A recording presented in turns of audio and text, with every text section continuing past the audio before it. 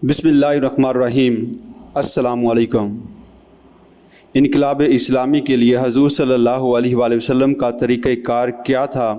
तो सामीन, इस मंज़िल के हसूल और इस मंज़िल तक रसाई का रास्ता कौन सा है, ये हम कहाँ से मालूम करें?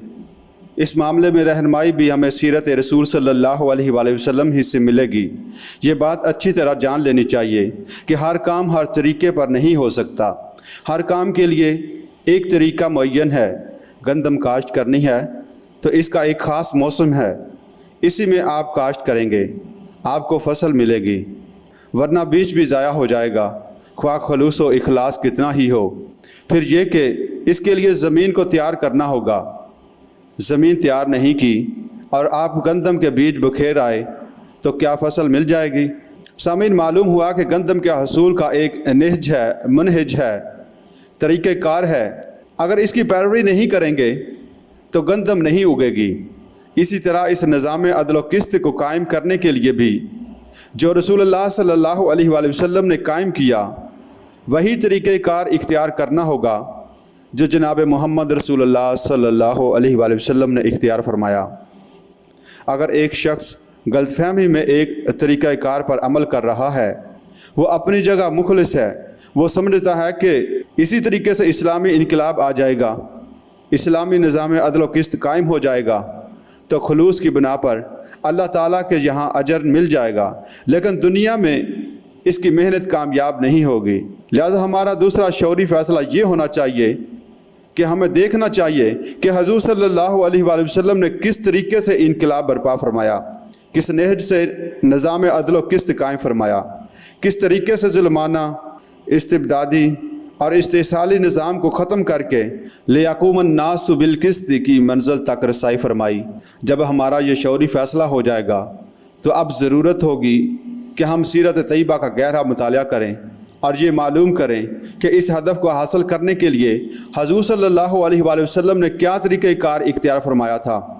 इसलिए कि किसी माशरे में इनकलाब लाने के लिए हर तरीक़ा कारगर और मुफीद नहीं होता, बल्कि जिस किस्म की तब्दीली लानी हो या जिस नौइयत का इनकलाब बर्पा करना मकसूद हो, इसी की मुनासबत से तरीक़ाकार वज़े किया जाता है।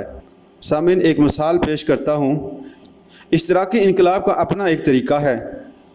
जब तक इस नज़रिए के शदाई और कामरेड्स किसी माशरे में तबक़ाती शऊर पैदा नहीं करते कि ये अहले सरवत हैं और वो मुहर्रमीन, ये मर्रात याफ्ता और इस्तेसाली तबक़ात हैं और वो दबे हुए और पिसे हुए तबक़ात हैं, जब तक इस शऊर को मज़लूम तबक़ात के ज़हनों में रासिक नहीं कर दिया जाएगा, इस वक्त तक इश्तराकी इनकलाब की राह में पहला कदम भी नहीं उठ सकेगा। पहले ये तबक़ाती शऊर पैदा करना होगा। दूसरा मरला होगा तबक़ाती कशाकश और तसादम का। अब तबक़ात को तबक़ात से टकराया जाए, इसके बगैर इश्तराकी इनकलाब के लिए दूसरा कदम नहीं उठ सकेगा। इनके अलावा इश्तराकियों के दूसरे मुख्तलिफ हथकंडे हैं: अफरा तफरी पैदा करना, बदनज़मी पैदा करना, इसी तरह इलाकाई और लिसानी असबियतों का पैदा करना कि हम सिंधी हैं, हम बलोची हैं, हम पख्तून हैं, हम पंजाबी हैं, हम महाजर हैं, हमारी तहज़ीब अलहदा है, हमारी सकाफ़त अलहदा है, हमारी ज़बान अलहदा है। इस तरीके पर एक दूसरे के ख़िलाफ़ नफ़रतों और असबियतों को उभार कर बाहम एक दूसरे से टकरा देना, ये कम्युनिस्टों की जदीद तहकीक है। इसमें धमाकों और दूसरी तखरीब कारियों के ज़रिए से चाहे बूढ़ों, बच्चों, औरतों और मुतअद्दिद बेगुनाह लोगों की जानों को निशाना बनाना पड़े, चाहे इन्हें कुर्बानी का बकरा बनाना पड़े, लेकिन ये चीज़ें इश्तराकी इनकलाब लाने की कोशिश के लवाज़िम में शामिल हैं। अब सामीन, फ़र्ज़ कीजिए कि कोई शख्स शरीफ नफ्स है, वो मुगालतों का शिकार होकर इश्तराकी नज़रिया का मुतक़िद हो गया, मार्क्सिस्ट तो बन गया, लेकिन इन तखरीबी कामों में हिस्सा लेने के लिए तैयार नहीं, तो वह हकीकी कम्युनिस्ट नहीं है। इसके लिए इन कामों में हिस्सा लिए बगैर इश्तराकी इनकलाब नहीं आ सकता।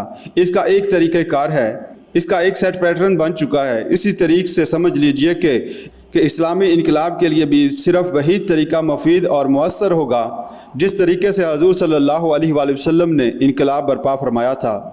चुनांचे अब हमारी इल्मी कावश और जस्तजू ये होगी कि हम सीरत मुताहरा का मुतालिया करें और हुज़ूर सल्लल्लाहु अलैहि वसल्लम के तरीक़े इनकलाब को जानने की कोशिश करें।